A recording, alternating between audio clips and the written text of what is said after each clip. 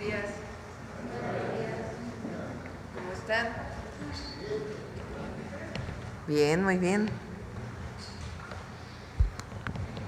Bueno, el día de hoy tenemos el gusto de recibir aquí en la mañanera al secretario de Economía, Marcelo Ebrard, a la secretaria de Energía, Luz Helena González, y al secretario de Hacienda y Crédito Público, Edgar Amador. Vamos a iniciar con quienes quieren los precios, como siempre, y después vamos a pasarle la palabra al Gabinete Económico. Si ustedes recuerdan, cuando presentamos el fortalecimiento del Plan México el 3 de abril del presente, hablamos de que el 5 de mayo íbamos a presentar una serie de medidas de fortalecimiento de la economía nacional y de fortalecimiento de la producción nacional en distintas áreas. Hemos estado trabajando en este tema bajo la coordinación del secretario de Economía y nos va a presentar en qué consisten estas acciones que estamos tomando. Después la secretaria de Energía también de cómo fortalecer las compras nacionales, principalmente en Comisión Federal de Electricidad y Pemex, aunque hoy se presenta de CFE, y después el impacto económico que esperamos en términos del crecimiento económico de estas medidas que se anuncian el día de hoy. Es un día importante, es 5 de mayo, conmemoración de la Batalla de Puebla y pues es un buen momento un buen día más bien para presentar este fortalecimiento de lo hecho en México, del Plan México. Adelante, bueno, primero, perdón, rápido, ¿quién es quién? Iván y luego el secretario de Economía. Adelante.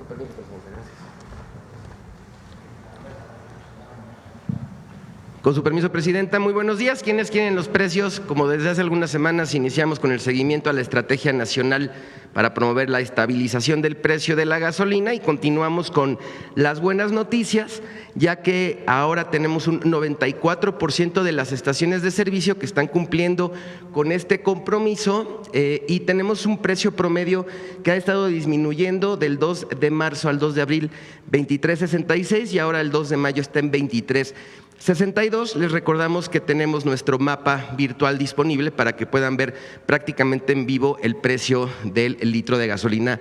Adelante, por favor. Tenemos nuestro monitoreo, precios justos, destacando esta de Pemex en San Mateo Atenco, Estado de México, en 23 pesos con 19 centavos y aquí en todas las demás regiones. Vamos a ponerle una palomita.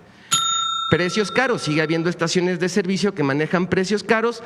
Tenemos esta Petro-7 en Apodaca, Nuevo León, que venden 24 pesos con 99 centavos el litro de la gasolina regular con un margen de ganancia de 3 pesos con 57 centavos por litro. Les vamos a poner un tache. En nuestro seguimiento y monitoreo del precio de la canasta básica, tenemos la más barata en León, Guanajuato, Chedraui y Poliforum, 699 pesos con 30 centavos y la más cara H-E-B de San Luis Potosí, 1012 con 56. A esta le vamos a poner una palomita y a H-E-B le vamos a poner un tache. Tres ciudades, adelante. Iztapalapa, Ciudad de México, la más barata, Soriana Hiper La Viga, 840 con 70, palomita. La más cara, Mega Soriana La Viga, 862 pesos, también palomita, por estar por debajo de los 910. Saltillo, Coahuila, la más barata, Soriana Hipercos, 808 con 60, palomita. La más cara, H-E-B República, 950 con 65, tache. Morelia, Michoacán, Mega Soriana Chapultepec, 871 con 60, palomita. Y la Comer de Morelia, 958 con 5, tache. Continuamos. Queremos destacar que a partir de la firma la renovación del PASIC que encabezó nuestra presidenta, la doctora Sheinbaum, la mayoría, si no es que todas las cadenas comerciales han disminuido el precio de la canasta básica, precio promedio. Entonces, aquí tenemos, no las voy a mencionar todas, pero destacamos, por ejemplo, Smart, que aunque no ha cumplido con los 910 pesos, sí ha hecho, por ejemplo, sí hay una reducción en el precio promedio de su canasta básica de 84 pesos. Chedraui 57.10 a precio 52.28, Walmart 40.97 desde noviembre del 2024, que fue la firma, a prácticamente 5 meses. Vamos a la que sigue, por favor. Bien, les presentamos una biblioteca digital. Estamos anunciando que tenemos esta biblioteca, es bibliotecadelconsumidor.profeco.gov.mx.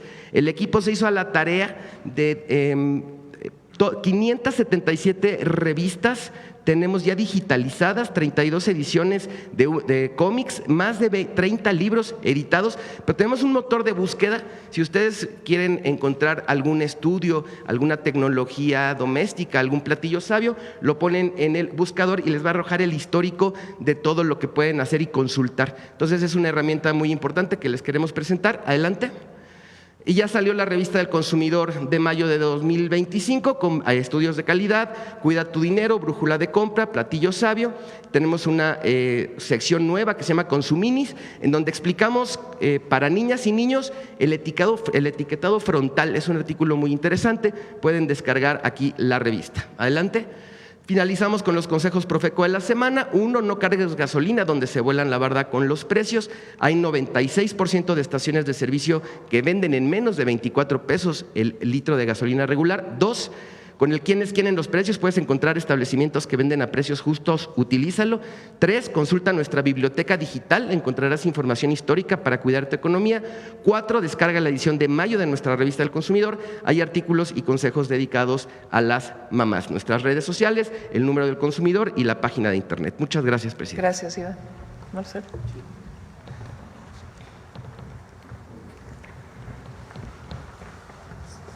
Adelante. Bueno, muchas gracias, muy buenos días. Les voy a presentar una síntesis de las medidas que nos ha pedido la presidenta Sheinbaum que se pongan en marcha. La siguiente, cuyo objetivo principal es proteger la industria nacional, la producción nacional, el contenido nacional, por lo tanto los empleos en México. Ese es el objetivo final de todo lo que estamos. ¿En qué se debe traducir? En más empleos en México. Les presento primero el caso de la industria acerera mexicana, la que sigue, por favor. Para poder importar productos siderúrgicos de cualquier país del mundo se necesita un registro. Tienes que presentar ante la Secretaría de Economía en dónde se produce, le llamamos molinos, es decir, las plantas siderúrgicas, ahí donde sea, en cualquier parte del mundo, en donde se produce. En ese registro las empresas deben de informar los datos de los molinos de acero del cual proviene el material que están importando. Nos ordenó la presidenta que revisáramos uno por uno, son más de 2,000, revisar uno por uno. Esto significa que en este momento tenemos personal más o menos en 6 países del mundo, el más lejano es Malasia en este momento, haciendo inspecciones. Entonces, de todo ese trabajo se ha llegado a la conclusión, todavía no terminamos, de que 1,062 molinos que están en el registro presentado por quien importa el acero tienen inconsistencias o tienen irregularidades o de plano no existen, y entonces vamos a hacer un proceso de cancelación y desincorporación, así se llama, de esos registros. Vamos a quitar 1,062 registros de molinos. Eso significa la mitad de los molinos que han sido presentados por empresas. La siguiente, por favor. ¿Qué beneficios tiene esto brevemente? Se evitará que comercializadoras, hablo del importador, usen registros apócrifos para importar acero. Vamos a reducir la evasión arancelaria porque pues no pagan impuestos tampoco. Es decir, pagan impuestos menores o tienen beneficios. Entonces vamos a reducir la evasión y vamos a fortalecer el comercio. Vamos a evitar la triangulación del acero. La siguiente, por favor. Vamos a poner un video, si me lo permite, muy breve. Adelante, por favor. Industria del acero en México. El acero es un insumo estratégico utilizado en la industria de la construcción y en la elaboración de materias primas indispensables para la cadena productiva de diversos sectores económicos, así como en la fabricación de una gran variedad de productos finales. Por ejemplo, automóviles, refrigeradores, lavadoras, martillos, desatornilladores, llaves, bicicletas, sillas, estanterías y camas. México es el 15º productor mundial de acero, generando aproximadamente 683,000 empleos y una inversión de 14.1 mil millones de dólares, destacándose por su mano de obra calificada y bien remunerada. El acero es una industria clave para la economía de nuestro país. Por ello, es fundamental garantizar un comercio justo y ordenado, que fortalezca a la industria nacional y proteja los empleos que dependen de ella. Para fomentar la producción nacional, se creó el registro para importadores de productos siderúrgicos, el cual permite a las empresas importar fácilmente acero proveniente de otros países. En este registro, las empresas deben informar los datos de los molinos de acero del cual proviene el material. Un molino de acero es una fábrica que produce barras y láminas de acero utilizadas como materia prima en distintos procesos productivos. Al día de hoy, contamos con un padrón de 2.233 molinos registrados, el cual permite conocer de dónde proviene el acero y en qué condiciones fue fabricado. Para proteger a nuestra industria acerera, la presidenta, doctora Claudia Sheinbaum Pardo, ha instruido a la Secretaría de Economía revisar a fondo el padrón de molinos y su trazabilidad, así como realizar verificaciones físicas en instalaciones ubicadas en distintos países del mundo. Hoy damos a conocer que de la revisión de los molinos registrados, hemos encontrado que 1.062 presentan inconsistencias e irregularidades, como la simulación de procesos productivos, por lo cual se procederá a cancelar su registro, impidiendo que se siga importando de estos productores. De esta manera, aseguramos que el acero que entra a México cuente con todos los requisitos de la ley, garantizando un comercio justo que aumente la competitividad de nuestra industria. Proteger a la industria nacional del acero, salvaguardar los empleos y fomentar la inversión productiva son prioridades del Gobierno de México. Gobierno de México. Entonces, para cerrar el capítulo de acero, se cancela el registro de 1.062 registros de molinos en muy diversos países del mundo. En este momento tenemos personal en varios países, no puedo dar el nombre porque puedo dificultar sus operaciones. Bueno, eso respecto al acero. ¿Qué impacto va a tener esto? Bueno, que el productor nacional tenga condiciones justas de competencia con lo que se importa, porque si no, pues están cometiendo, ahora sí que como decimos si fuera fútbol, es un foul, es una falta, es un abuso respecto a nuestra industria nacional, por eso se tomó esa decisión por parte de la presidenta Sheinbaum. Ahora, también les quiero comentar respecto a textil, que es la que sigue. Adelante, por favor. Adelante, la que sigue, gracias. Bueno, desde el 19 de diciembre del 24 se publicó un decreto que puso un arancel del 35% a 138 fracciones. Fracciones es como clasificas lo que importas, es lo que quiere decir fracciones. Por eso 138 tipos distintos de textiles. Y también se incluyó algunas de calzado. La Secretaría de Economía procedió a revisar un programa que está diseñado, que se llama IMEX, que está diseñado para permitir que empresas que producen en México pero exportan a otros países, Estados Unidos, Europa, en fin, puedan importar temporalmente alguna parte importante, relevante de lo que van a exportar. Se llaman importaciones temporales. ¿Por qué? Porque no se van a quedar en México, no son para el consumo en México, son para lo importas y lo mandas a otro país del mundo. Entonces se hizo una revisión y vimos que 8 empresas hacían uso ilegal de esto, es decir, estaban engañando al Gobierno de México, diciendo estoy importando textiles o calzado para después exportarlos, verificamos, checamos, vivimos que no lo exportan, estaban mintiendo. Entonces se les canceló a esas 8 empresas del programa, se congelaron sus cuentas y con apoyo de la Fiscalía General de la República estamos en investigación. Además quiero agradecer mucho a la Fiscalía su apoyo para esto. Habían realizado importaciones por un total de 24,000 millones de pesos mintiendo al gobierno. Entonces nos pidió la presidenta Sheinbaum que revisáramos todas esas empresas, sobre todo las más grandes. Y esa es la consecuencia. Entonces, además de poner aranceles de 35%, porque nos estaban vendiendo productos debajo de costo casi, también se revisó a las empresas que están importando con este argumento de importación temporal y que nos estaban mintiendo. Entonces, esto ha tenido un impacto muy grande y ahora también nos pidió a la presidenta que el 14 de mayo reunamos a quienes producen estos productos textiles en México con todas las empresas que demandan, que necesitan textiles en nuestro país. Vamos a tener más de 200 empresas registradas, acuerdos comerciales pactados, hay ya 38 millones de dólares de acuerdos.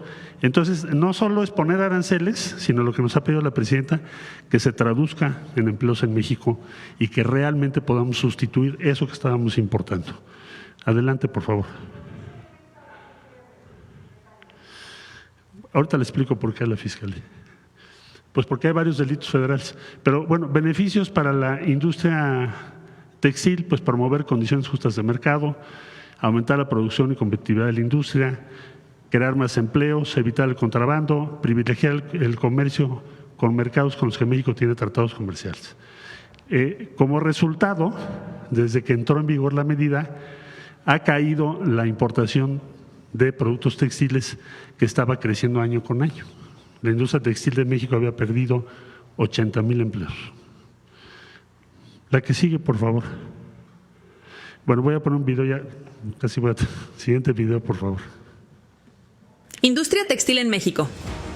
El 19 de diciembre de 2024, el Gobierno de México emitió un decreto en el que se aplicaron aranceles temporales del 35% a 138 fracciones arancelarias relativas a la confección y del 15% a 17 fracciones de productos textiles provenientes de países con los que no tenemos un tratado de libre comercio. Esta medida se tomó para fortalecer la industria nacional frente a prácticas comerciales desleales, ya que se estaban introduciendo al país productos con precios por debajo del mercado que afectan la producción nacional. A poco más de 2 meses de su entrada en vigor, ya se observan los resultados. Durante el primer bimestre de 2025, el valor de las importaciones de estos productos disminuyó un 12% con respecto al año anterior. Asimismo, las importaciones temporales, es decir, aquellas que ingresan al país sin pagar aranceles para utilizarse en procesos productivos, experimentaron una caída del 53%. Esto es positivo porque la Secretaría de Economía encontró que muchos productores importaban con este beneficio, pero no cumplían con el requisito de exportar el producto final. El volumen físico de las mercancías importadas también bajó. En particular, los productos terminados, como prendas y piezas de ropa, se redujeron en un 60%. Esto sugiere una contención efectiva del ingreso de productos que compiten directamente con la industria nacional. También es relevante destacar el cambio en la geografía del comercio. Mientras que la participación de países del TEMEC en estas importaciones creció del 15 al 24%, las provenientes de países asiáticos se redujeron drásticamente, favoreciendo el comercio con nuestros principales socios comerciales. A la par de esta medida, se han implementado acciones para combatir el ingreso ilegal de textiles y productos pirata al país, así como la cancelación de programas IMEX vinculados a operaciones fraudulentas. Se dio de baja a 8 empresas ubicadas en Baja California, Aguascalientes y Jalisco, que simulaban procesos de manufactura y exportación, acumulando importaciones por 24,000 millones de pesos, generando un daño significativo a la industria nacional. Esta medida, impulsada por el Gobierno de México a través de la Secretaría de Economía, ha comenzado a dar resultados claros. Con esta política comercial, México protege su industria textil, fomenta la producción nacional y refuerza su competitividad. Bueno, muchas gracias. Gobierno de México. Ya casi voy a terminar. La siguiente medida tiene que ver… Ya vimos acero, textiles. La siguiente medida es ajustar los precios de referencia. Bueno, este es un documento que hicimos, voy a ser muy breve en esto. Cuando alguien importa un producto que ustedes quieran, el importador, quien lo importa, debe declarar su valor para pagar impuestos. Es decir, si tú vas a importar un vehículo, o si vas a importar una prenda, o si vas a importar algún alimento, tienes que decir, cuando vas a importar, cuánto vale lo que importas. Sobre eso calculamos el impuesto. Entonces, evidentemente, hay muchas veces que se nos presenta que se manejan precios por debajo de lo que es real. Y para eso se crearon precios de referencia, para que no declares un precio abajo de lo que es el precio de referencia internacional. Entonces, se establece un valor mínimo aceptado. Hoy en día, estos precios de referencia funcionan para varios rubros, pero se van a ampliar también a lo que son artículos deportivos, papel, cartón y otras actividades. Bueno, por ejemplo, aquí hay un ejemplo muy simple, ¿no? Declaré que me costó solo 10 pesos para pagar menos impuestos, cuando el precio real son 100, de una bicicleta que estoy importando. Entonces, ahora con este cambio, aunque declare yo que mi bicicleta costó 10 pesos, voy a tener que pagar 100. ¿Por qué? Porque ese es el precio de referencia. La bicicleta vale 100, no vale 10.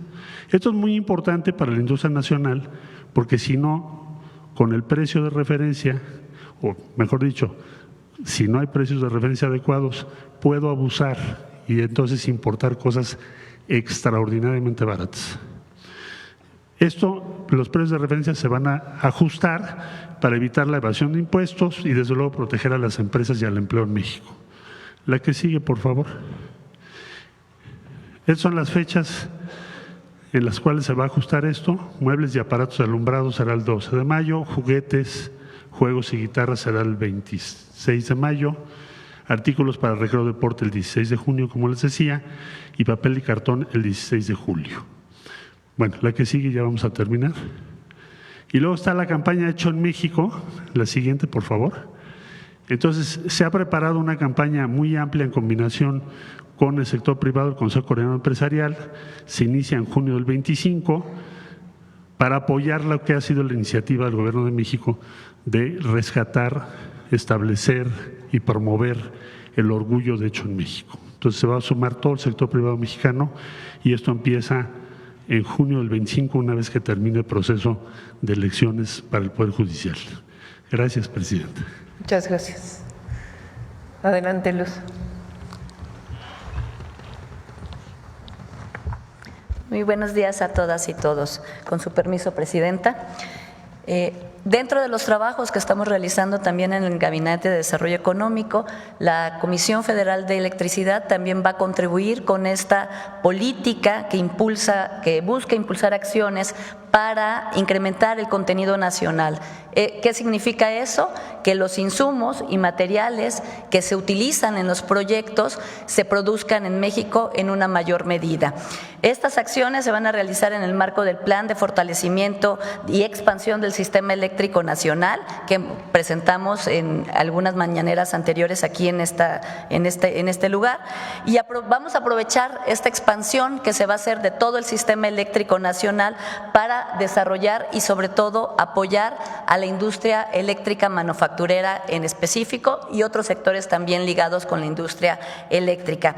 En concreto, ¿qué vamos a hacer? Vamos a incrementar este contenido nacional, lo que les señalaba, que es la producción de insumos y de materiales que se requieren en los proyectos de inversión de la Comisión Federal de Electricidad y en las obras y en las compras que se realizan, en especial en 3 bloques específicos. Me voy de abajo para arriba. En términos de los proyectos de distribución, que son las construcciones de las subestaciones de distribución eléctrica, ahí actualmente tenemos un porcentaje muy bajo de insumos nacionales, es el 25%, y paulatinamente vamos a ir creciendo hasta el 50% y creemos que hay capacidad incluso de llegar hasta el 60% de insumos de producción nacional. Ahí nos referimos pues a interruptores, a cuchillas, a tableros de control, cosas que se producen o se pueden producir de manera muy rápida en nuestro país. En el segundo bloque son todos los proyectos de transmisión. Ahí los proyectos de transmisión son estas grandes carreteras donde están las torres de transmisión. Creemos que también en ese sector que actualmente tiene una integración nacional del 30%, es decir, solo el 30% de los insumos de los proyectos de inversión se producen en nuestro país, es posible incrementarlo hasta el 50% e incluso hasta el 60%. Y por último, los proyectos de generación. Ahí los proyectos de generación es un poco más complicado porque son 3 componentes muy grandes: turbina de vapor, turbina de gas y los generadores, que solo lo producen 3 países en el mundo, pero ahí lo que queremos, estamos teniendo pláticas con los tecnólogos para poder incrementar el uso, por ejemplo, de cable y acero producido en México y poder pasar a un mayor porcentaje de integración nacional. Es cuanto.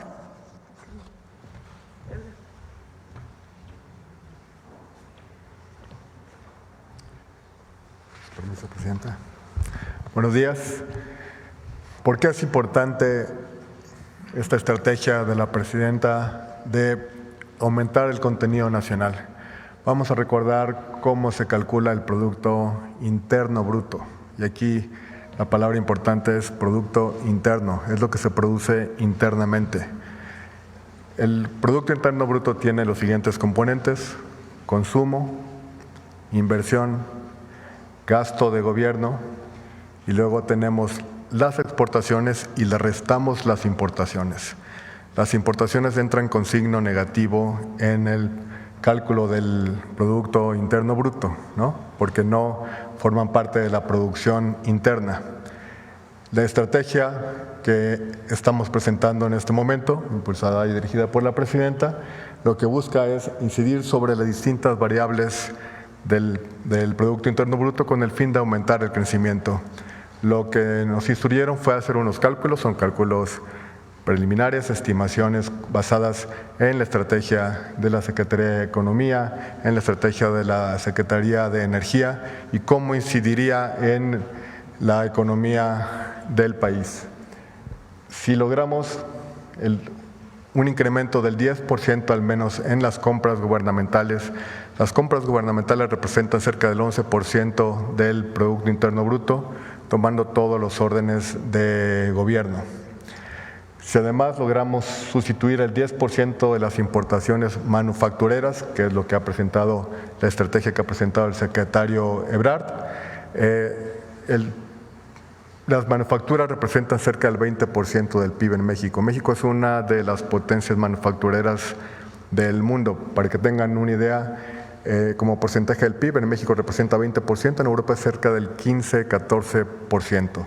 Si logramos sustituir importaciones manufactureras con importación hecho en México y estimulamos, hay un estímulo directo a la demanda interna, los programas sociales representan cerca del 2.3% del PIB, eso le da un soporte muy fuerte al consumo, y el fortalecimiento de proveedores nacionales. ¿Cuál es el impacto estimado de manera preliminar? Pero estamos relativamente confiados en las estimaciones. Podremos agregar 7 décimas, 0.7 puntos porcentuales al crecimiento anual del PIB. Quiere decir que si la economía crecía 2%, estaría creciendo 2.7%. Podríamos tener un empleo adicional de 700,000 empleos al año, un aumento sostenido en la producción de vehículos. Esto es muy importante. La industria automotriz es una de las industrias más importantes del país y lograríamos consolidar al sector como un motor de crecimiento e integración regional que ahora, debido a la baja contenido o al mediano contenido que tenemos de la parte hecha en México, podemos aumentar de manera muy significativa estos efectos de arrastre hacia el resto de los sectores y un impacto muy positivo en la economía regional. ¿Seré cuánto, Presidenta?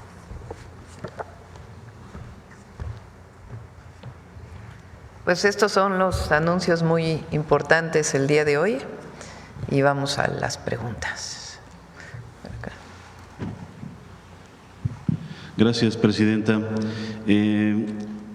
Respecto al Consejo de Morena que se llevó a cabo ayer, ahí se presentó una carta que usted envió al partido, nos la distribuyó la dirigencia del partido Morena. Ahí hay dos temas que a mí me llaman mucho la atención porque son recurrentes respecto a un consejo que se llevó a cabo más o menos hace un año. Ahí hubo una carta también del expresidente López Obrador, que se dio un resumen también en esa ocasión, usted estuvo presente. Hay dos temas que a mí me llaman la atención. Una, se pide que a la militancia que cuiden al partido para que Morena no se convierta en un partido de Estado. Y otra también es que se evite a toda costa la colusión con el crimen organizado. Esos dos temas, cuello blanco. Crimen organizado y de cuello blanco. Esos dos temas, Presidenta, ¿hay algunas señales de que le preocupen a usted acerca de que estas dos circunstancias ya estén ocurriendo en el partido y que haya que dar marcha atrás, hacer un alto en el camino, replantearse, que no se convierta en un partido de Estado? Ya lo es. Hay manera de revertirlo. Y también este tema de la colusión con el crimen organizado y la delincuencia de cuello blanco, también usted ve signos de que esté ocurriendo, de que haya que revertirlo, de que haya que combatirlo, simplemente son advertencias al partido. No fueron solo esos 2 puntos, fueron 10 puntos, que realmente son ya los había presentado yo el día que presenté mi licencia Morena, y son 10 puntos. El primero habla de la importancia de la unidad, los otros puntos tienen que ver con la ética de la transformación, que los recursos económicos no se vuelvan la distinción de un militante, sino todo lo contrario.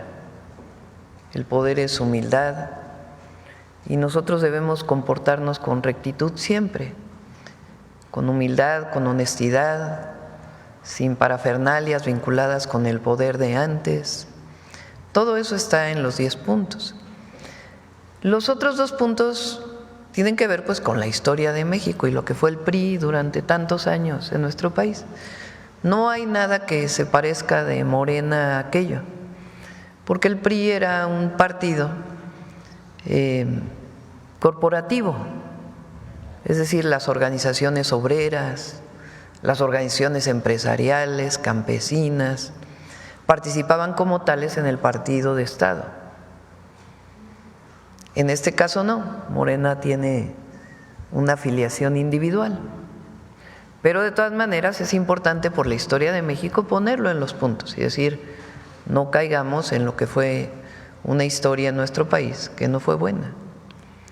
Y la otra pues es parte de las orientaciones, no hay nada que pueda vincular al partido Morena a ninguna situación de vínculo con la delincuencia, sino sencillamente es un elemento sustantivo que debemos de tomar en cuenta siempre. Ok, gracias. En una nota que traemos publicada en imagen en Excelsior, hacemos hincapié en cómo el hecho que ocurrió en Chalco con la señora que pues asesinó a 2 personas defendiendo una casa que presuntamente estaba invadida. Se destapa también un tema de invasión de casas muy fuerte en el Estado de México. Ahí participan en esta red de delincuencia diversas organizaciones criminales que están bien identificadas, la Unión Tepito, los 300, la Choquiza, sindicatos incluso, y sobre todo en los municipios del oriente del Estado de México. Quisiera… si usted durante la presentación que hicieron ayer del programa de rescate en la zona oriente del Estado de México, se habló acerca de rescatar también vivienda, de hacer quitas con el Infonavit, con el Fobiste, reestructurar créditos, pero no se habló de este tema, Presidenta. ¿Se tiene algún diagnóstico de la gravedad del tema de la invasión de casas en los bloques de casas de los que usted ha hecho referencia en muchas ocasiones? Casas que quedaron abandonadas, que han sido invadidas y que se requiera pues una acción de gobierno para devolverlas a sus dueños originales. No sé si ya lo presentó aquí el Infonavit, sino para que se presente en la próxima conferencia que tiene que ver con vivienda. Probablemente vengan mañana, les informo de una vez, paréntesis, que la conferencia de seguridad la vamos a pasar para el jueves, porque estamos esperando que se cierren todos los datos de abril. Recuerden que hay unos días en que se consolidan, se concilian los datos con las fiscalías estatales y queremos presentar el cierre de abril, entonces va para el jueves y probablemente mañana presentemos vivienda.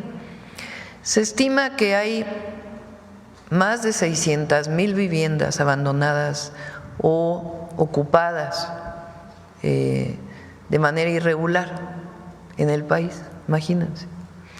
¿De qué viviendas estamos hablando? Viviendas que se construyeron principalmente en el periodo de Fox y de Calderón, en donde las viviendas del Infonavit eran en realidad negocios privados, no representaban la necesidad o el acceso a una necesidad de las y los trabajadores. Se construyeron muchas viviendas alejadas de los centros urbanos, algunas de 35 metros cuadrados, han encontrado algunas de 10 metros cuadrados, sin servicios, sin cercanía a las poblaciones. El trabajador accedía a un crédito que ya sabemos cómo era, donde cada vez el crédito aumentaba más en vez de disminuir conforme se iba pagando. Y además nunca podían habitar la casa porque o no tenía servicios o estaba muy lejos o de plano nunca se construyó. Pero hay más de 600,000 viviendas en estas condiciones. ¿Qué estamos haciendo? Primero, un censo. Se está realizando en este momento entre el Infonavit, la Sedatu y Bienestar un censo, porque se tienen las direcciones de todas esas viviendas construidas con el Infonavit, para ver en qué situación está la vivienda, si está ocupada por la persona que pagó su crédito, si está ocupada por otra persona o si está abandonada y en qué condiciones está en la vivienda. A partir de ahí vamos a hacer un programa, sea de regularización. Por supuesto, quien no puede habitar su vivienda pues no puede pagar su crédito, y ver qué vamos a hacer con estas viviendas. Entonces, en este momento estamos en el censo. Una vez que termine el censo y que sepamos en qué condiciones están estas viviendas, ya presentamos el programa de atención a este caso. Pero es muy distinto a lo que mencionas. El otro tema es el tema de posibles o presuntos delincuentes que se adueñan de una vivienda que ocupa una familia, que por alguna razón a lo mejor no está ocupada y la están rentando y hay momentos en que está sola o alguna otra condición de este tipo. Eso en particular en el Estado de México lo está viendo la Fiscalía del Estado de México con apoyo del Gabinete de Seguridad, que fue pues el caso muy sonado que también lo está viendo la Fiscalía. De esas 600,000, ¿se tiene una idea de cuántas serían en el Estado de México? No si hay. quieren, esperamos a que lo presente ya el Infonavit, el programa, junto con Edna Vega, la secretaria de Sedato, para que puedan conocer exactamente todos los que nos escuchan en qué condiciones están las viviendas, qué es lo que va a pasar con el censo y qué se está previniendo.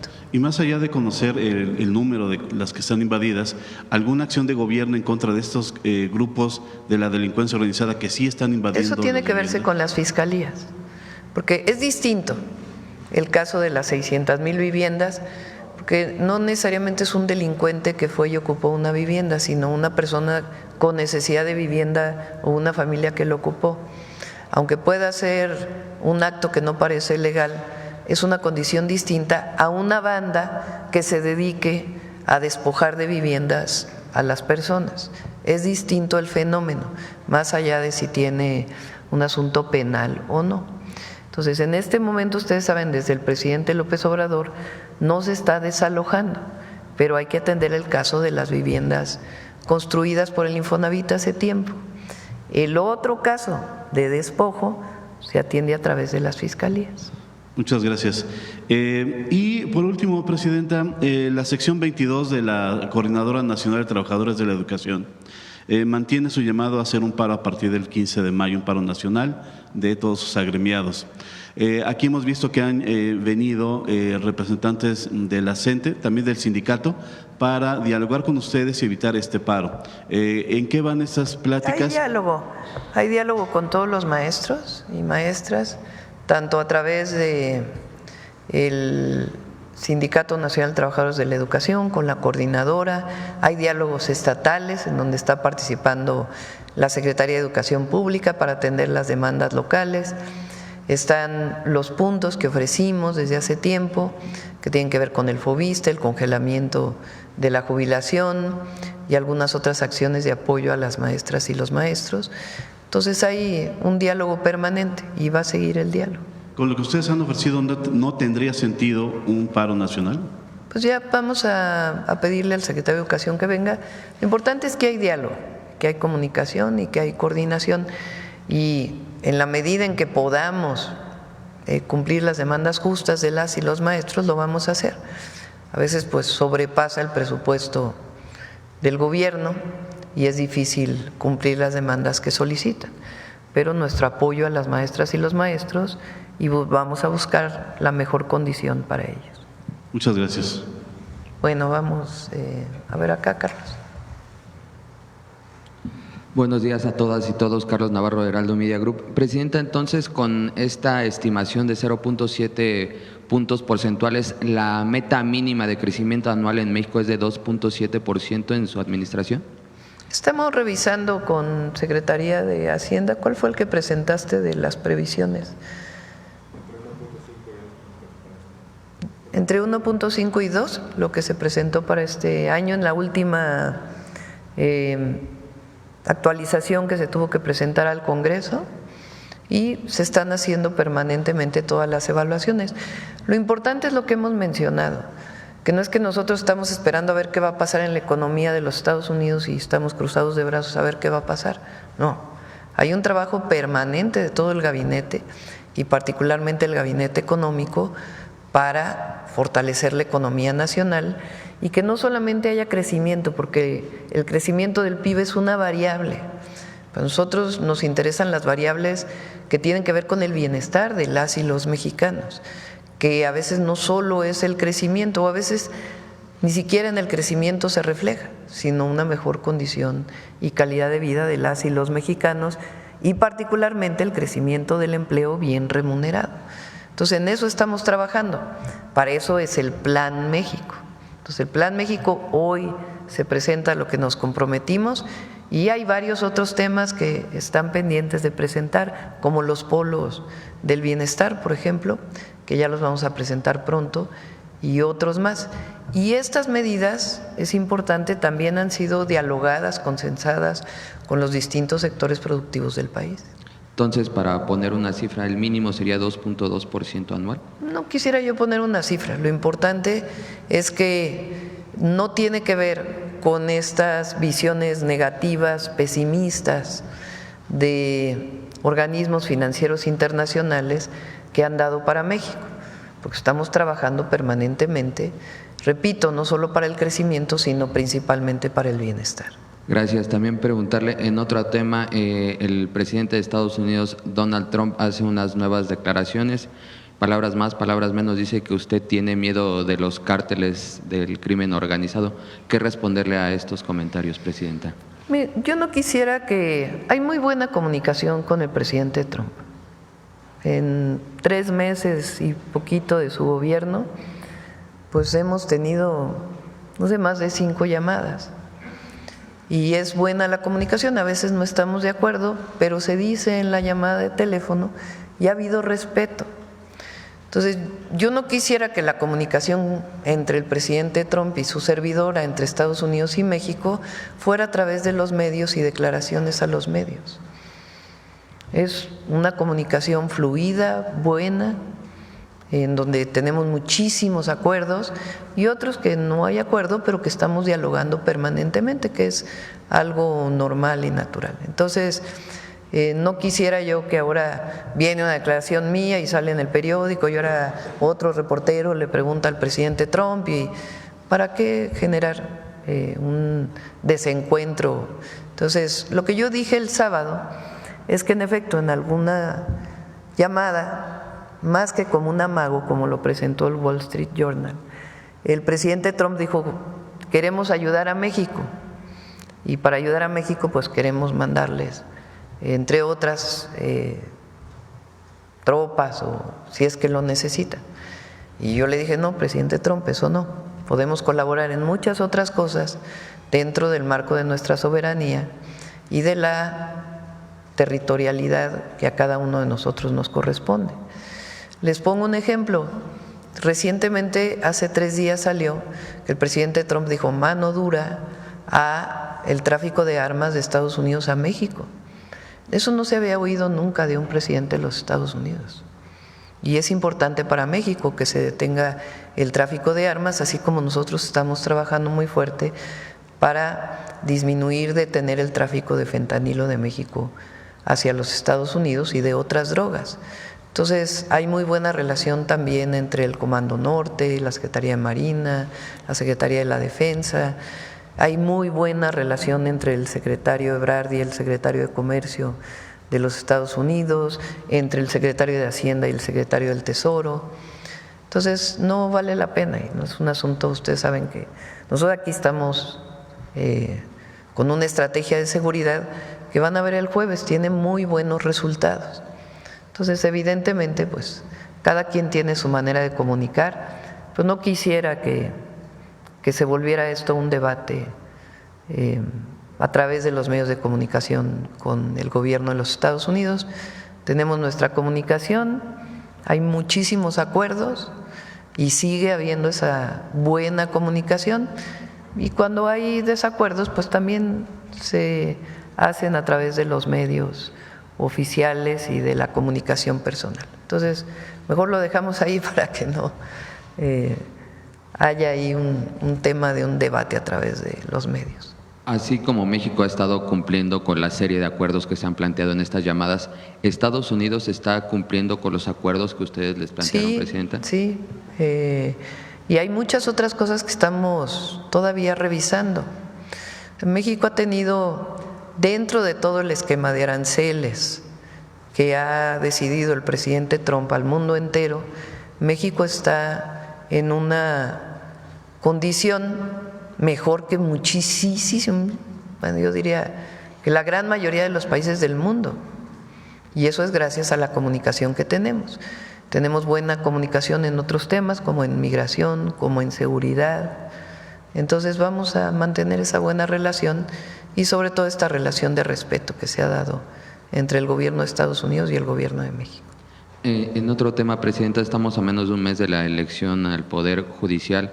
¿Usted estará participando con su voto? ¿De qué manera se está orientando para elegir a los distintos candidatos? Pues revisando, igual que todos los mexicanos, en las páginas del Instituto Nacional Electoral, el perfil de todos los que se están presentando, todas las que se están presentando, y hay que votar, a votar el 1 de junio. ¿Ya cambió su domicilio o votará en San Andrés? Ya cambiamos el domicilio, ya vamos a votar aquí. Ya no voy a votar allá en San Andrés Totoltepec. Y por último, preguntarle ayer sobre el tema de la zona metropolitana, principalmente en el oriente del Estado de México.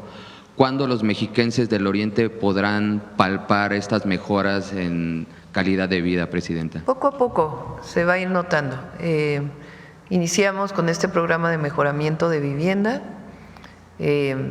Este año vamos a hacer una inversión muy importante de más de 3,000 millones de pesos para acceso a agua potable en todo el Estado de México y la ciudad, pero particularmente en el oriente.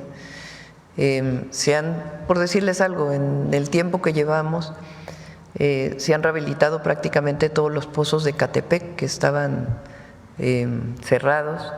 Se rehabilitaron ya 3 plantas de potabilización para Ecatepec. Todavía hay zonas de Ecatepec que no tienen el acceso que se requiere al agua potable, pero hay otras zonas que de plano no estaban recibiendo agua y que hoy ya tienen esa posibilidad. Y así como Ecatepec, para muchas otras, para los 10 municipios donde estamos trabajando. Agua potable, fuimos el viernes a visitar esta obra impresionante de 1,5 kilómetros del nuevo colector en Chalco para evitar inundaciones. Es completamente nuevo. Es una inversión de más de cerca de 500 millones de pesos. Va a evitar inundaciones. El lunes de hoy en 8 inauguramos el trolebús elevado para Chalco y de ahí nos vamos a ir a Iztapaluca. Vamos a iniciar este mismo año. Es decir, son varios programas y ayer mencioné que vamos a ampliar el número de preparatorias y al menos un pequeño campus universitario de las universidades que estamos creando en cada uno de los 10 municipios. Muchas gracias, buena semana a todas y todos. Bueno, a ver acá para terminar de este lado. Presidente, buenos días a todos. Preguntarle, Presidenta, sobre el caso de este agente de la extinta Policía Federal ejecutado el 30 de abril en el estado de Morelos, condecorado como héroe, testigo clave en un caso de un líder criminal. ¿Tenía protección del gobierno federal? Si les parece que el jueves lo informen con todo detalle el Gabinete de Seguridad, lo hemos visto en el gabinete, pero me gustaría que lo informara directamente el secretario García Harfuch. Y en temas también de seguridad, preguntarle sobre el caso del rancho Izaguirre del estado de Jalisco. Este fin de semana fue detenido el presidente municipal de Teuchitlán. ¿Qué le informó su gabinete de seguridad? Pues el caso lo está llevando la Fiscalía General de la República. Como ustedes saben, nosotros pedimos que la Fiscalía trajera el caso y pues más bien es el fiscal quien tiene que informar pues cuáles son las pruebas de este vínculo delincuencial del presidente municipal. Él llevaba ya en la presidencia municipal, fue reelecto, o sea, lleva más de este año, que es cuando entraron los presidentes municipales de Jalisco. Entonces ya lleva tiempo ahí en la presidencia municipal, entonces la Fiscalía tiene que informar cuáles son los vínculos o los presuntos vínculos con uno de los cárteles. ¿Va a escalar esta investigación lo que le hayan comentado hoy en la mañana al representante del fiscal? del fiscal? Que informe el fiscal. Lo importante, quiero mencionarlo, el grupo de buscadoras que entró por primera vez al rancho Teuchitlán, en Teuchitlán, Izaguirre en Teuchitlán, me escribió una carta después de la conferencia de prensa del fiscal. Le pedí a la secretaria de Gobernación que pudiera haber por lo menos un llamado del fiscal con este grupo de buscadores, de buscadoras, Guerreros se llama, creo, ¿verdad? Guerreros buscadores. Y hubo una llamada de teléfono del fiscal con la presencia de la fiscal de víctimas, Irene Herrerías, con ellas para poder pues seguir teniendo comunicación y que ellas puedan expresar libremente lo que encontraron en el rancho y que puedan ser pues atendidos en toda la magnitud las solicitudes que tengan, además de las reuniones que se están teniendo con la Secretaría de Gobernación. Si es necesario, sí. Por ahora pues están reunidos con la Secretaría de Gobernación y van muy bien las reuniones. Gracias. A ver acá para terminar de este lado. Mariana Madrid, de Canal 13 Albavisión. Una precisión para la presentación del secretario de Hacienda. ¿Aumentarán 10% las compras en general o aumentarán 10% del contenido nacional? Del contenido nacional. 10% del contenido nacional de las compras de gobierno. Muchas gracias. Sustitución de importaciones. Sí, lo anunciaremos en la Comisión Bancaria. Sí.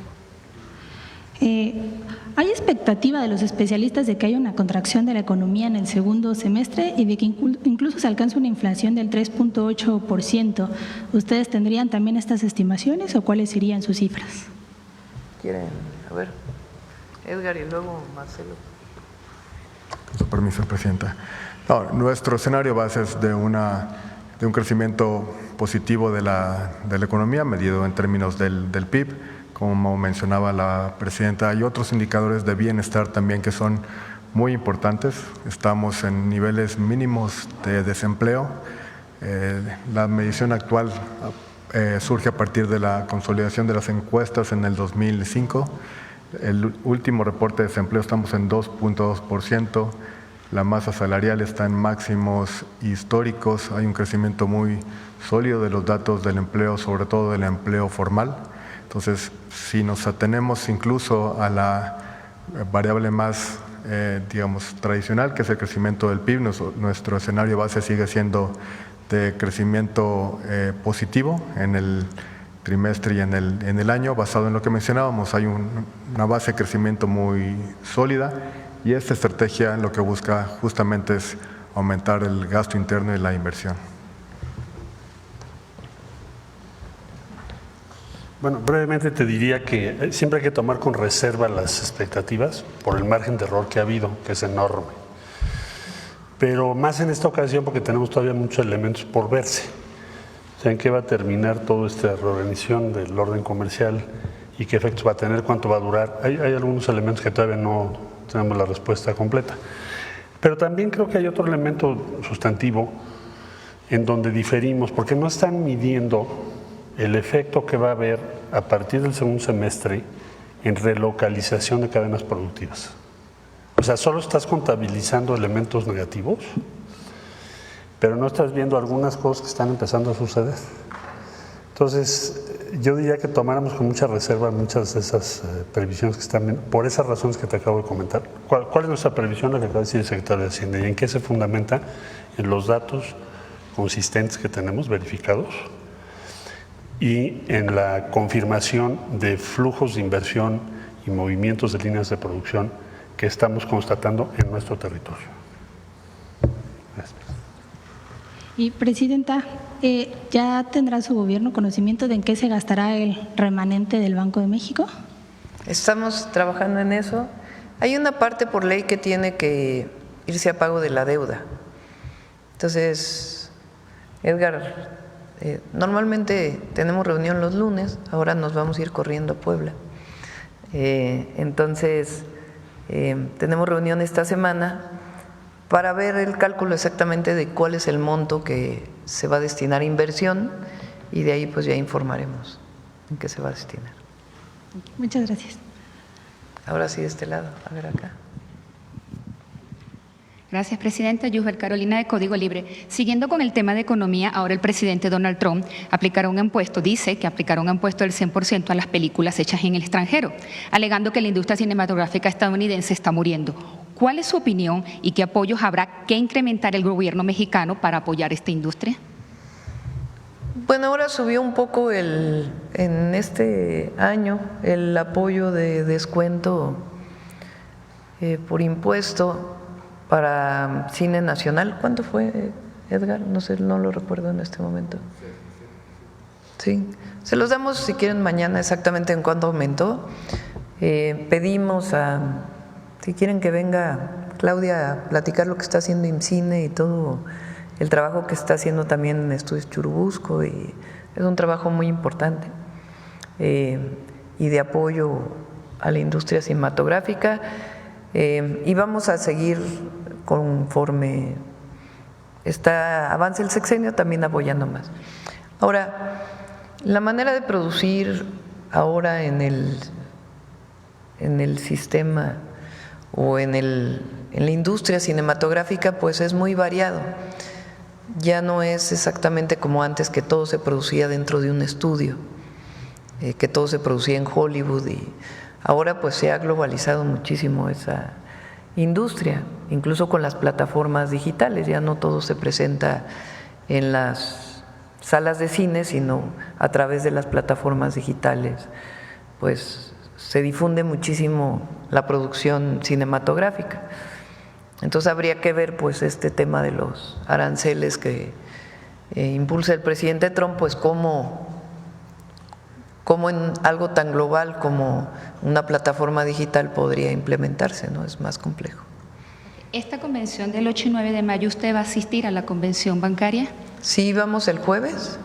El jueves en la mañana vamos a ir como parte de los planes de justicia, a entregar tierras al pueblo wixárika, y en la tarde vamos a la Convención Nacional Bancaria, y Hacienda ha estado trabajando con los bancos para poder ampliar las posibilidades de financiamiento a las micro y pequeñas empresas. Aquí, sí, de aquí nos vamos. Presidente, en otro tema, ¿tiene información de qué banda de Estados Unidos está en contubernio por autoridades mexicanas sobre el huachicol? ¿Cómo se va a trabajar estos desafíos de organizaciones criminales dedicadas al contrabando? ¿Y cómo está esta seguridad en las aduanas? Se está haciendo un trabajo muy importante de colaboración, de coordinación y también de atención al fenómeno del huachicol. Yo quisiera esperar a que se presentara completo antes de adelantarlo. Tiene que ver con entrada de combustibles a través de puertos y fronteras, que algunos ya se mencionaron en su momento, se dio la noticia, cómo fue este vínculo, cómo es que se dio, etcétera, etcétera. Y hay mucha coordinación con las distintas instituciones del gobierno de los Estados Unidos. Entonces ya en su momento vamos a presentarlo completo, en este momento pues está en proceso de investigación. Y haciendo otro énfasis en la Carta Morena, de último momento la dirigencia borró la orden de suspender cualquier indicio de proselitismo. ¿A qué se debió este cambio? ¿Usted sabía por qué esto quedó afuera? No, pues ni fui ni debo ir al Consejo de Morena. Yo lo único que hice fue enviar una carta con mis opiniones para ser tomadas en cuenta, pero ya lo que ocurre en Morena pues ya es un asunto del propio Consejo y de la propia dirigencia de Morena, ya no es un asunto de la presidenta y ellos lo tienen que informar.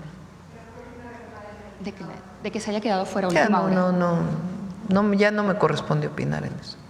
Y por último, en estos días en la conferencia del Episcopado Mexicano que se llevó a cabo del 28 de abril, ellos tienen un temor que la reforma no pueda ser efectiva con todo esto que esperan por los mismos servidores públicos de que caigan en manos del narco. ¿Cómo? Durante la conferencia del Episcopado Mexicano que se llevó a cabo el 28 de abril, expresaron su temor respecto de que tras las elecciones del 1 de junio quede en manos del crimen organizado y temen de que la reforma quede en manos de ellos. ¿Y qué le contesta usted a ellos? No va a ser así. No ocurrirá de esa manera. Pero fíjense que el jueves vamos a presentar, porque ayer hubo otra liberación muy grave. Sí vamos a presentar cuántas liberaciones desde que entramos al gobierno han hecho los jueces, vinculados con delincuencia organizada, que son muy graves. Entonces sí sería bueno para todos aquellos que dicen que no debe haber elección del Poder Judicial. ¿Qué opinan de lo que pasa? De jueces que impunemente liberan a delincuentes cuando hay pruebas suficientes de su participación, porque eso es justamente lo que queremos cambiar. Que haya un poder judicial que responda a la justicia. Entonces, hoy está ocurriendo que hay jueces, sea por comisión, por omisión o por otra razón, pero están liberando, ya déjense delincuentes de cuello blanco, delincuentes vinculados con la delincuencia organizada o que dan amparos sin justificación. Que hace 2 años. Ya yo creo que eso ya pasó, ¿no? Ya hablamos de ¿Qué delincuente fue el que soltaron? Cedillo, y la gente está contenta con la elección al Poder Judicial. Y es una manera muy democrática de sanear el Poder Judicial, de sanearlo, de acabar con esta nepotismo, corrupción y estos jueces que impunemente liberan delincuentes de la delincuencia organizada, porque la gente demanda seguridad, paz, y evidentemente el Poder Ejecutivo tiene un papel fundamental, la Fiscalía tiene un papel fundamental en este proceso, pero los jueces también. Entonces, ¿qué dice, por ejemplo, estas organizaciones que están preocupadas por la elección de lo que está pasando ahora? Y en la elección no va a salir bien, la elección va a salir bien y la gente va a participar. ¿A qué delincuentes soltaron, presidente? Usted dice que ayer… Ya el jueves van a dar toda la información. Gracias. A ver acá, vámonos así en escalerita. Muchas gracias, presidenta. Buenos días a todas y todos.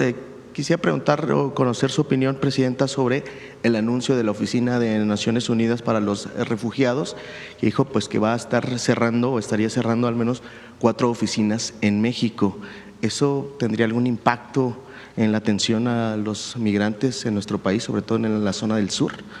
Pues hay buena coordinación con ellos, con ACNUR, hay muy buena coordinación y pues aun cuando no tengan estas oficinas vamos a seguir con esta coordinación y de todas maneras hay atención por parte del Gobierno de México.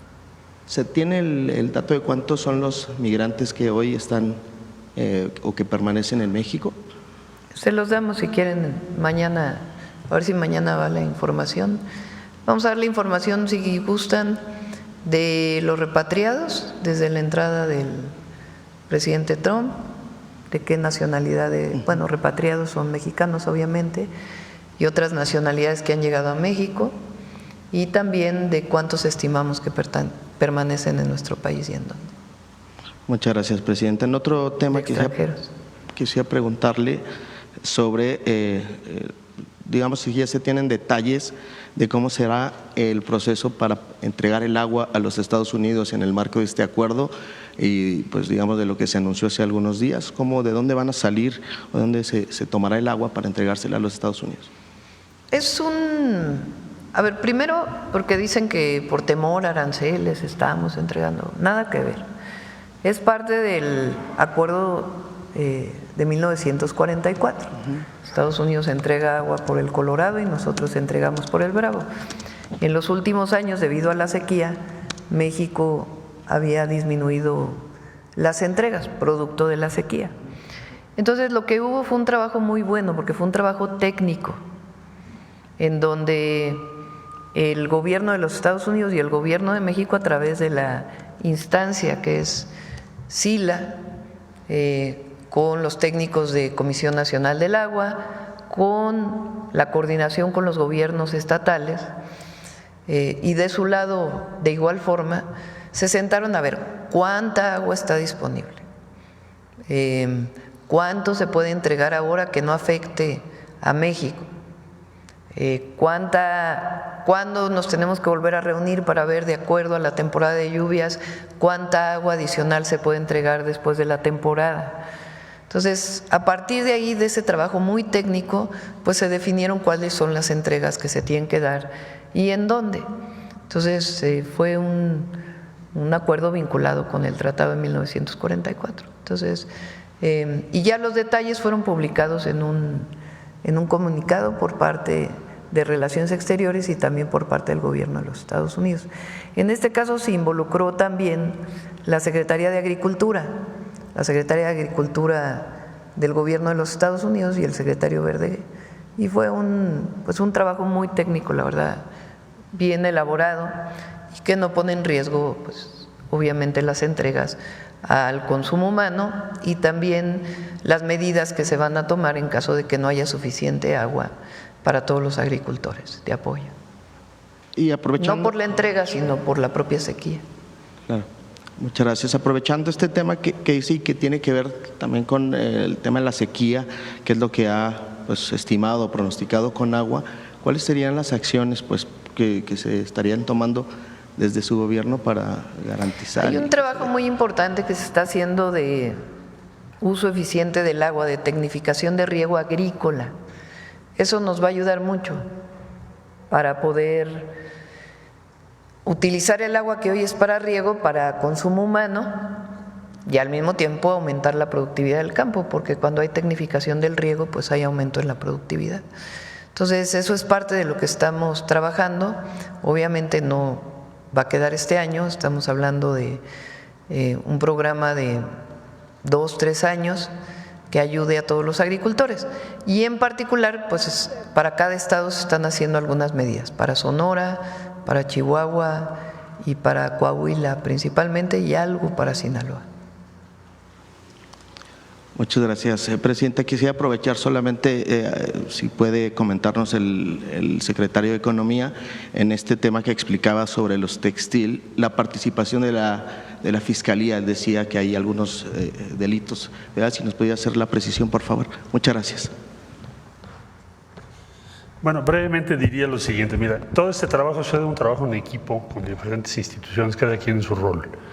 La unidad de inteligencia financiera, yo diría, ha sido muy importante, porque por primera vez congelamos las cuentas, no nada más ir a clausurar la empresa, las 8 empresas que mencioné. Entonces, hay atrás un trabajo de meses, y aquí debo reconocer también el trabajo de Pablo Gómez y todo su equipo, que nos ha ayudado pues meses en buscar, determinar qué empresas, por las 8 que dije, son 24,000 millones de pesos en un año, mintiéndole al gobierno, evadiendo al fisco, provocando pérdida de empleos en la industria textil y del calzado. Entonces, y en ello el fiscal general, en particular el doctor Gertz, ha tenido interés de apoyarnos y orientarnos en todas las medidas que hemos tomado, qué procede, qué no procede, qué es delito federal, qué no es delito federal. Lo mismo te puedo decir de la Agencia de Aduanas de México. Rafael Mollinedo personalmente ha verificado qué agencias aduanales se les va a cancelar la licencia, porque hay 5 agencias aduanales en proceso ahorita de cancelación solo por esas 8 empresas, porque ¿de qué te sirve solo cancelar el permiso de la empresa si no congelamos las cuentas, si no vamos a ver quién es el beneficiario y todo lo que te acabo de decir? Entonces es un trabajo en equipo de todas estas dependencias. Y desde luego la Secretaría de Marina también nos ha ayudado, el secretario de Hacienda ha estado en varias reuniones, es decir, es un trabajo de equipo, no de la Secretaría de Economía, y les agradezco a todas y a todos su apoyo. El tema de las guerras de los países que decían China está entre ellos, los que se están revisando las regularidades. Sí, y también Estados Unidos. ¿Pero por qué puntos entró la Fiscalía? ¿Perdón? ¿Por qué puntos entró la Fiscalía? La Fiscalía le damos, ha sido, como decía yo, ha acompañado toda esta estrategia y nos ha sido como un gran asesor nuestro y ahora están haciendo investigaciones. Vamos a ver en qué resultan las cosas, porque el primer paso es pues, cancelas la empresa, pero después la pregunta es, bueno, pues ¿quién se beneficia de todo esto, no? Estos 24,000 millones, ¿quiénes son los beneficiarios? ¿Y qué delitos puede haber? Entonces, no me quiero adelantar, seguramente vamos a encontrar delitos graves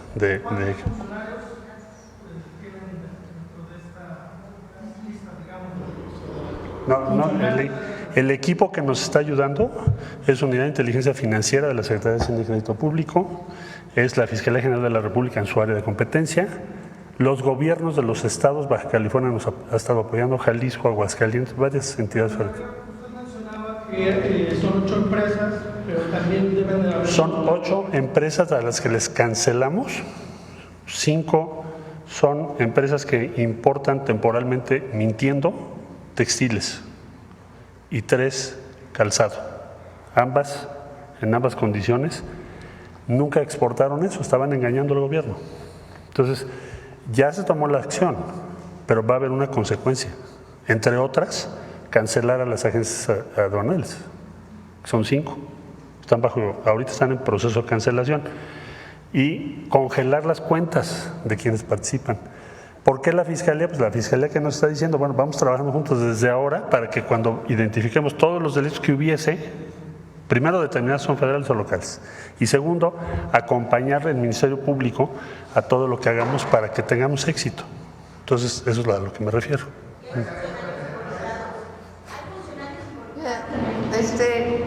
A ver, yo creo que es importante que se vea por qué esta revisión que se hace. Hay un mecanismo que se llama IMEX, que lo pueden obtener distintas empresas cuyo objetivo fundamental es la exportación. Entonces, por ejemplo, si se importa la industria de la maquila, que importa muchísimo de Estados Unidos, fabrica en México y luego todo lo exporta. Esas industrias no pagan IVA, porque así está establecido como un mecanismo de apoyo para la industria exportadora. En algunos casos empezaron a importar no de Estados Unidos, que digamos era el objetivo dentro del tratado, sino de otros países. Y no había problema porque dentro de los mecanismos o las reglas de la Organización Mundial de Comercio era válido pues que se importara, o es válido que se importe de otros países para exportar. Y obtuvieron, porque dijeron otra cosa a las empresas, no porque hubiera colusión, su registro de IMEX. Pero ¿qué empezó a pasar? Que en realidad no lo exportaban, sino que lo vendían para el mercado interno. Entonces, empresas que importaban o que importan y que no exportan todo, sino que alguna parte o todo lo venden en México. Entonces, si lo venden en México, tienen que pagar IVA a fuerzas. Si no, pues tienen esta exención. Entonces, a la hora de estar revisando estas empresas, la Secretaría de Economía encuentra pues que hay muchas que lo hacen para el mercado interno, que no es para la exportación. Y entonces ahí empieza todo el proceso de revisión de por qué se les dieron a esta, por qué los agentes aduanales que deben revisar que si se queda o si se exporta no estaban registrándolo. Y ahí viene todo este procedimiento y si se congelan cuentas de esas empresas y si hay un delito penal, pues lo tiene que investigar la Fiscalía. Ese es el esquema. Hay otros también donde hay muchísimas formas de importar. Si se importa de una manera, pues se paga un impuesto, si se importa de otra manera, se paga otro impuesto. Y entonces hay empresas que importan y que mienten a la autoridad, diciendo que en realidad están importando de una manera para no pagar impuestos. O ahora se están poniendo los precios de referencia porque se dice, pues importé una bicicleta y cuesta 5 centavos. No, pues discúlpame, no puede costar 5 centavos una bicicleta. Tiene que costar, pues aunque se haya fabricado en otro lado, pues lo mínimo indispensable de lo que cuesta el acero a nivel internacional, si es que es de acero. Entonces se le pone, pues el valor mínimo es y sobre eso pagas los impuestos. Eso es lo que estamos haciendo con esto de los precios de referencia, la revisión de las IMEX, y pueden seguir importando. Sí, bueno, tienen que resolver su problema de haberle mentido a la autoridad, pero se puede importar. El tema es que tienen que pagar impuestos. No pueden mentirle a la autoridad de que eso se exporta cuando en realidad no se exporta. Se está quedando en el mercado nacional, aparte de otras cosas que se pueden considerar como importación ilegal. Ahora sí. Gracias, presidenta. Dalila Escobar, de Proceso. Primero, en toda esta estrategia que ha manejado su gobierno en torno al tema de la búsqueda de personas desaparecidas y que incluye iniciativas para reformar leyes, había mencionado que se dio un momento para que madres y padres buscadores hablaran con la Secretaría de Gobernación para pues agregar algunos elementos o tal vez cambiar algunas cosas. Primero quisiera preguntarle si cuándo se tendría previsto que se tengan listos ya estos, no sé si sean modificaciones, si va a enviarse de nuevo la iniciativa. Vamos a dar todo el mes de mayo. Ya se presentaron muchas de las modificaciones por parte de los grupos de organizaciones de buscadores, de buscadoras. Todavía hay varias reuniones pendientes y se va a hacer pues las modificaciones que están sugiriendo. El objetivo es que haya un extraordinario en junio. Hay varias leyes que quedaron pendientes, entre otras algunas de economía. Entonces que haya un extraordinario en junio y poder tener pues los acuerdos durante el mes de mayo para que ya puedan ser aprobadas. ¿Se enviarán como tal modificaciones? ¿Se enviarán como modificaciones o una nueva iniciativa? No, yo creo que en diálogo con los diputados y senadores se pueden hacer las modificaciones, y si son muy distintas, pues ya se envía una nueva iniciativa. Pero hasta ahora creemos que si involucramos en su momento a diputados y senadores y que conozcan todo esto, se puede hacer a partir de la iniciativa que se envió, claro, con las iniciativas que se enviaron. Sí, algunos grupos de colectivos, bueno, todos siguen, se mantienen en las búsquedas de sus familiares que están desaparecidos, y bueno, pues insisten, por supuesto sabemos que insisten en que hay todavía algunas irregularidades o inconsistencias en la forma en cómo las comisiones de búsqueda están llevando a cabo la labor. Sabemos que estas modificaciones es precisamente para fortalecer esto. ¿En qué momento se podrá notar la profesionalización de las personas que forman parte de las comisiones locales de búsqueda para que sean las familias quienes acompañen y no al revés? Sí, a ver, una parte le corresponde a las fiscalías, esto es importante. Y también las modificaciones que se enviaron tienen que ver con eso, la profesionalización del área de desaparecidos en las fiscalías estatales, porque es ahí en donde hay la principal investigación. Y son quienes tienen muchos de los instrumentos para la búsqueda. Y además, pues las comisiones de búsqueda y la colaboración y la coordinación con los familiares. Entonces están tomadas los dos temas en cuenta. Claro, sobre este tema ya nada más un par de puntos que planteo de una vez es, por un lado, el tema de, bueno, sí vamos a tener los informes de forma pública, el tema de los registros que han tenido ustedes de personas, el número de personas desaparecidas de acuerdo con la metodología que siguen, y por otro lado, bueno, también de acuerdo con investigación en proceso, publicada en proceso, lo que tiene que ver, por ejemplo, en el Valle de México, la cuestión metropolitana, no nada más en la Ciudad de México, sino todo el entramado que tiene que ver con la búsqueda de personas desaparecidas, como sabemos, colectivos. Muchas de las personas desaparecen en la Ciudad de México, son de la Ciudad de México y aparecen sus restos en estados colindantes. En este sentido, yo quisiera preguntarle también en un nivel preventivo. En la Secretaría, por ejemplo, de Seguridad, sabemos que la ciudad es una de los lugares más monitoreados con cámaras de videovigilancia. Saber si se tiene también contemplado un análisis o una revisión de lo que hay en estos centros de monitoreo para saber si hay el personal suficiente para revisar, por ejemplo, zonas boscosas en la Ciudad de México, por ejemplo, Tlalpan, Álvaro Obregón, donde pueden darse las desapariciones y tal vez de manera preventiva puedan evitarse, o sea, no llegar como a la parte ya de buscarlas cuando no se les encuentra. Si se hará esta revisión, por ejemplo, en la capital del país, en otros estados, del número de personal necesario para monitoreo por sectores, de si las cámaras todas sirven, si los equipos en los propios centros de monitoreo también están en funciones. Esos dos aspectos, una de manera preventiva y la otra los informes. Bueno, Clara presentó hace unos días, Clara Brugada, la jefa de gobierno, una serie de medidas que ha estado trabajando también con los colectivos de familiares de buscadores. Son buenos puntos y acuerdos que se tomaron. Desde que estuvimos nosotros en la jefatura de gobierno, generamos esquemas que ahora los queremos llevar a nivel nacional, de prevención y de alerta temprana, que es parte de lo que se está modificando en las leyes. Que en cuanto se reporte a una persona, pues de inmediato haya todas las alertas a nivel nacional para poderla encontrar en su momento. También estamos planteando la diferencia entre personas no localizadas y personas desaparecidas, que es algo también importante.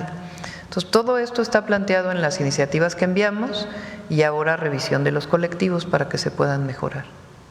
Bien, Presidenta, gracias. En otro tema, es un asunto que está pendiente todavía, que tiene que ver con Cuauhtémoc Blanco, el diputado, el exgobernador de Morelos, no solo ya relacionado con el tema del delito que se le acusa por violación en grado de tentativa, que está en investigación, sino también por otros elementos que tienen que ver con quejas presentadas ante la Comisión Estatal de Derechos Humanos y ante incluso la Fiscalía Anticorrupción, que tienen que ver, por ejemplo, en uno de los casos con la muerte de 8 adultos mayores en un albergue que, de acuerdo con las quejas y también con alguna denuncia, se dio por omisión de cuidados. Esto derivado de un supuesto plan de austeridad, según se acusan en estas quejas y también denuncias, y también algunas que apuntan hacia manejos irregulares en adquisición de medicamentos para suministrarlo en este tipo de centros. También, por ejemplo, se ha acusado el uso de la Casa de Gobierno para fiestas familiares, para fiestas a lo mejor no tan familiares, también de amigos, con cargo al erario, entre otros hechos que ya ha declarado un ex colaborador, Gerardo Becerra, ex asesor de anticorrupción, y que se han presentado estas denuncias. Yo quisiera preguntar, en el marco precisamente de estas sugerencias que hace usted como Presidenta de la República y como militante con licencia al Consejo de Morena, ¿cómo es que tal vez un exgobernador sigue siendo un representante del pueblo, un legislador, teniendo este tipo de investigaciones, algunas pendientes, que de hecho, por cierto, una recomendación de la Comisión de Derechos Estatal por el tema del albergue no fue aceptada por el exgobernador en su momento? Yo quisiera preguntarle en este sentido cómo se debiera manejar ese tipo de situaciones ante hechos que todavía no están resueltos, pero que sigue estando en representación. Tú misma lo comentaste, ¿no? Son hechos no resueltos. O sea, todo el mundo es inocente hasta que se demuestre lo contrario, así es la ley en nuestro país. Entonces, hay estas presuntas acusaciones o estas acusaciones, pues que tiene que resolver la Fiscalía del Estado en todo caso. Y en su momento, pues ya tomará, más allá, pues primero tiene que ver con lo penal, si es que la Fiscalía está investigando, o con lo administrativo, si es un asunto administrativo, y en todo caso, pues ya después se verá la parte política, ¿no? Pero primero pues tiene que demostrarse. No sería necesario separarlo de la representación que tiene. Pues es una decisión que tiene que tomar la Comisión de Honestidad y Justicia, ¿no? Y en general, frente a cualquier investigación, pues primero es que se haga la investigación, ¿no? Gracias, Presidenta. En otro tema, hace unos días se cumplieron 13 años del asesinato de Regina Martínez, corresponsal de Proceso en Veracruz. Es un caso que se mantiene pues cerrado, aunque no resuelto. De hecho, el expresidente Andrés Manuel López Obrador había garantizado que se iba a reabrir el caso. Sin embargo, no se han notado avances en la situación. Quisiera ver si con usted va a seguirse esta situación hasta que se resuelva, porque recordamos que en el gobierno en el que se dio, Javier Duarte, pues él decía que se había sembrado la idea de que había sido por un asunto personal, pasional. Quisiera saber si en este gobierno se va a seguir con esta idea de que se reabra el caso y que se resuelva. Sí, lo retomamos. Y finalmente, presidenta, nada más que no quiero dejar pasar el caso. Apenas se dio a conocer el hallazgo del cuerpo de la activista de Oaxaca, Sandra Domínguez. Sí, es muy dolorosa. Sí, en uno de los videos antes de su desaparición, evidentemente, Sandra enviaba un mensaje al gobernador Salomón Jara y bueno, denunciaba también al funcionario Donato Vargas. En su momento, Jara había pedido que se separara del cargo. En ese momento declaró por un ratito, unos 8 o 15 días. Sabemos que está separado pues del gobierno, pero Sandra lo denunció por ser parte de un chat donde exhiben a mujeres en situaciones sexuales y también, bueno, pues después de esto desapareció junto con su esposo, como ya mencionaba, fueron apenas hallados sus restos junto con los de su pareja en una zona de Veracruz colindante con Oaxaca. Aquí la hermana o los familiares lo que han dicho es que pues sí regresó a casa, pero no como soñaban. Yo quisiera preguntarle si van a tomar en cuenta el tema de la investigación a este funcionario o exfuncionario, no sabemos en qué situación está. Si quieren el gabinete que conteste el jueves, han estado trabajando y hay varias líneas de investigación. Gracias. El último. Pero ya nos vamos a Puebla. Gracias, presidenta. Cristian Galarza, de Cultura Colectiva. Pues el fin de semana pasado, durante la inauguración de la Universidad Benito Juárez del Bienestar, en Texcoco, usted mencionó la defensa de la soberanía nacional, una vez más. El día de hoy vimos con la exposición del secretario de Economía también la defensa de de lo hecho en México. Y yo le quería preguntar cuál sería el papel de las juventudes o si se pueden involucrar las juventudes o cómo se pueden involucrar las juventudes en la defensa actual de la soberanía nacional, ¿no? Ante de repente estos mensajes que sugieren pues lo contrario. Bueno, yo pienso que las y los jóvenes deben participar siempre, críticamente, en la defensa de su país, de la democracia, de las libertades, de la participación política, de la igualdad y de la defensa de la soberanía.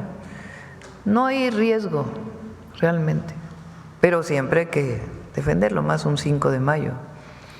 Y siempre hay que defender la soberanía.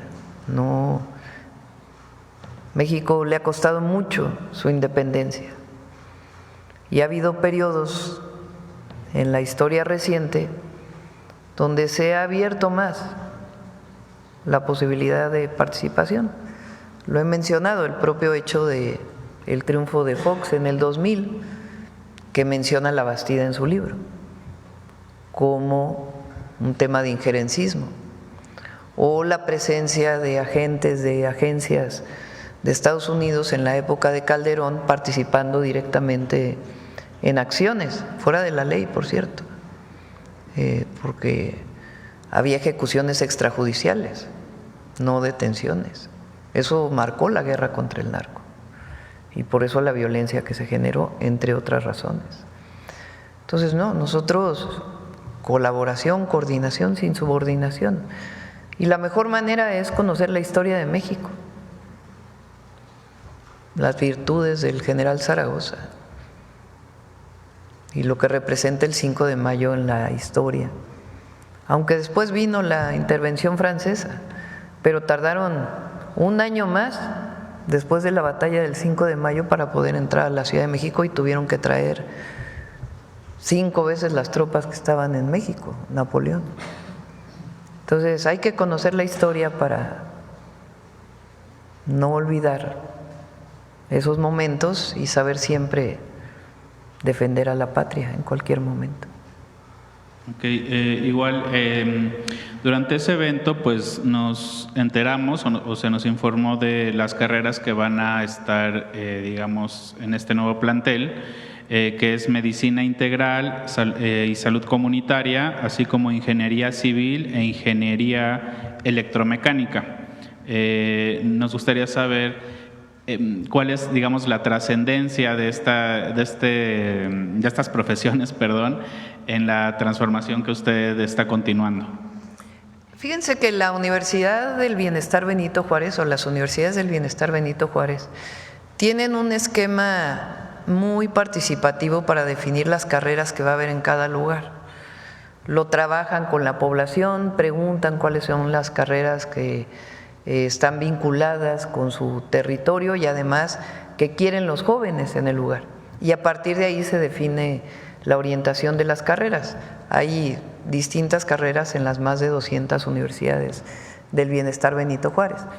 Estas se trabajaron en particular con Atenco, pero también evidentemente con la población en Texcoco, porque esta universidad es resultado del plan de justicia para Atenco, que justo el 3 de mayo de este año se cumplieron 19 años de aquella brutal represión. Entonces, el presidente López Obrador hizo los planes de justicia para pueblos originarios, pero también para lugares en donde ha habido una injusticia marcada, como es el caso de Atenco. Y entonces ahí se inauguraron tanto la universidad como el hospital en Atenco, del IMSS Bienestar, y se va a seguir trabajando. Y las carreras se definen a partir de este diálogo que se tienen con las comunidades.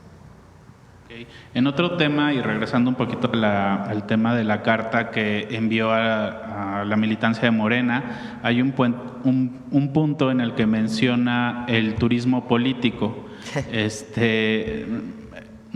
Tal vez la pregunta sería, ¿cómo diferenciar cuándo es turismo político y cuándo es estrictamente necesario acudir a este tipo de eventos? Porque vemos que muchos legisladores, senadores y otras dirigencias pues asisten a este tipo de foros internacionales, ¿no? Los foros internacionales son importantes, no es que estemos negando su importancia. El problema es cuando quieres viajar como tu objetivo principal, más allá de asistir a un evento, porque hay eventos que a lo mejor pues no tienen tanta relevancia. Para mí, pues las y los diputados tienen un papel en la Cámara, pero tienen un papel en su territorio, de vínculo con la ciudadanía que los eligió. Entonces, ese no se puede olvidar una vez que uno llega a la Cámara de senadores o de diputados o las cámaras estatales. Tienes que estar en contacto con la gente, para eso te eligieron. Entonces, no es que esté ocurriendo, pero hay que prevenirlo, de que el objetivo sea viajar, no sea asistir a un evento que tiene importancia para nuestro país. Y bueno, finalmente el 17 de mayo se conmemora el Día Nacional de la Lucha contra la Homofobia. Yo quisiera saber si en ese sentido usted tiene contemplada alguna política pública o el impulso de alguna iniciativa, de alguna reforma en ese sentido. Sí, si quieren, hemos estado trabajando particularmente con Bienestar, aunque también con otras secretarías, y presentamos aquí también con Gobernación por CONAPRED. Gracias, presidenta. Gracias a todas y a todos. Nos vemos mañana.